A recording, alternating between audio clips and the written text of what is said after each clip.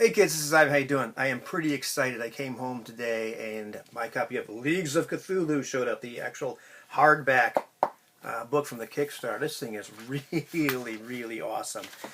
Great book, you know. Good stuff in here. But anyhow, this video is not about this book. It's not about Leagues of Cthulhu because I've already made a video about Leagues of Cthulhu and how awesome that is. I'm just really pumped to get this. This is a neat little late Christmas present. One day late, but who cares? Pretty cool. I want to talk about the 5-point ability score system that a lot of games use. Things like Vampire, things like Ubiquity has ability scores or attribute scores from 1 through 5. The game I've been reading lately, Genesis, which of course is based on Fantasy Flight games, Star Wars, the mechanic used in that, or the system or engine that runs that. Same thing. I think they call them characteristics. But it's the same basic idea. There are ability scores or attributes or characteristics range from 1 to 5.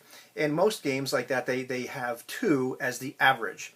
And then you could have a score of 3, meaning above average, and 4 is rather exceptional, and 5 is like the pinnacle of human ability.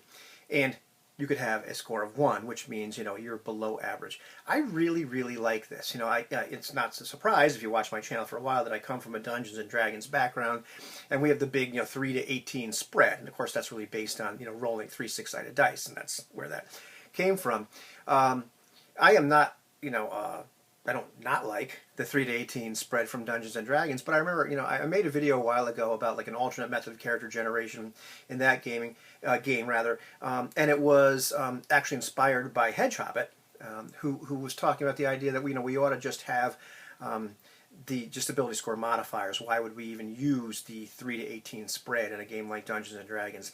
And the idea being, like, if you're using basic ability scores, not that this is a D&D video, by the way. But then 9 to 12 represents there's no modifier. You're an average person. 13 to 15, you get a +1. You're above average. 16 and 17 is +2. It's very hard to get that score. You won't generally see too many people with ability scores of that high because it's remarkable. And then 18 is once again outrageous, the pinnacle of human conditioning or ability. And if you play the kind of older games that I like, that when you roll the dice, that's kind of how rare those things were. So it was amazing when they would show up. But on the other end, when you had that score of 6 to 8, that's a -1. That's below average. Every once in a while, you might roll up a character that would have a 4 or 5 or 3. That you're talking about a -2 or a -3. It's forget the modifiers associated with those scores.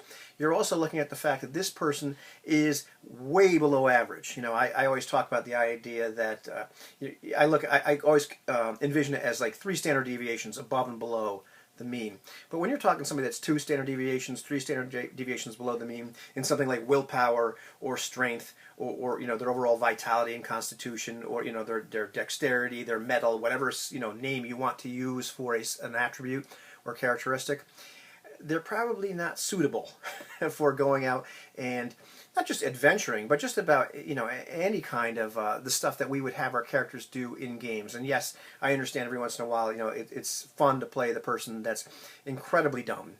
But look at Heinrich in the Lamentations in Prussia game. He had an intelligence of 6, only a -1. He's still within that first standard deviation below normal. Or the person that's really, just physically frail and ill. But once again, you can role play the heck out of a character that has a strength or a constitution or whatever the game calls it of 1, being below average. I don't believe there's any real need to have scores below that. Because you're probably not going to be playing a character like that in the first place.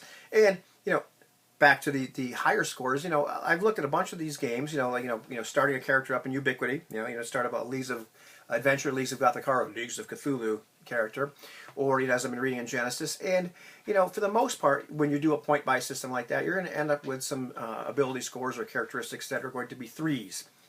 Everything else is going to be a 2.